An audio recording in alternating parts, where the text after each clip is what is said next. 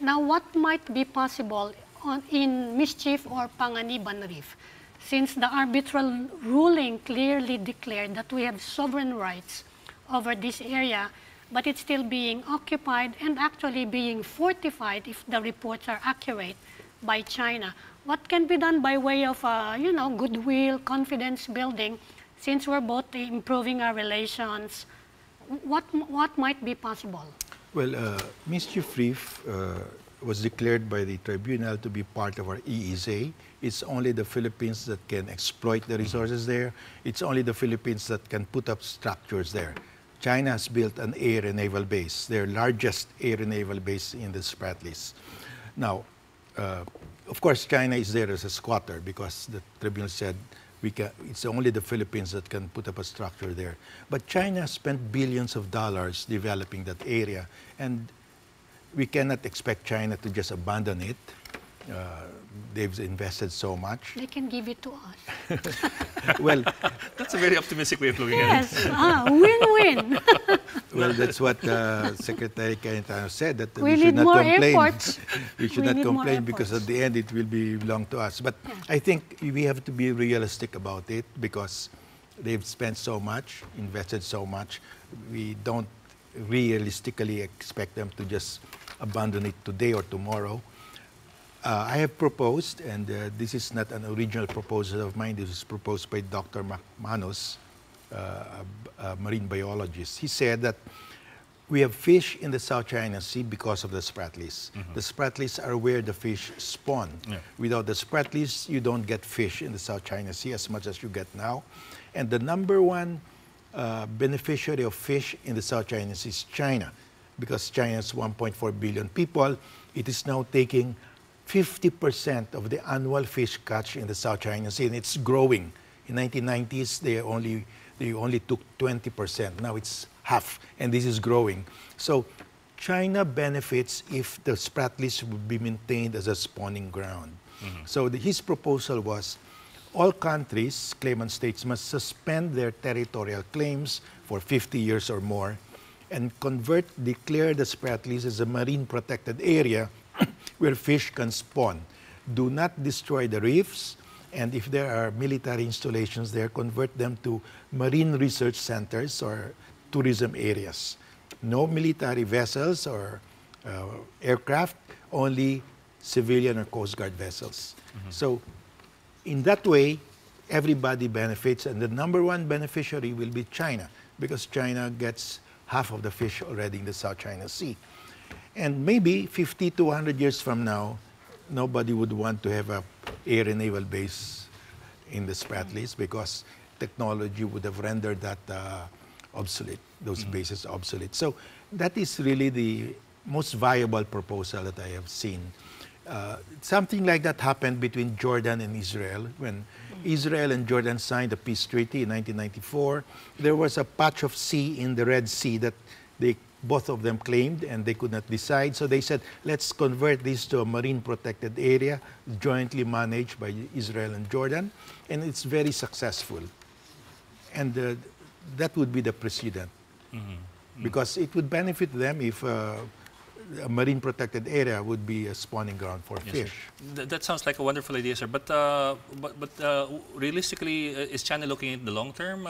If we go by the reports of apprehensions in the past by our Coast Guard, among other groups, they would catch Chinese vessels bringing out thousands of sea turtles at a time. Whenever marine biologists meet from Taiwan, Vietnam, Malaysia, Philippines, they all agree. All these marine biologists agree that the Spratlys must be declared a marine protected area. Sir. And lately, China has already announced that it will declare certain areas in the South China Sea as a marine protected area. They're starting to realize that you have to provide a spawning ground for fish.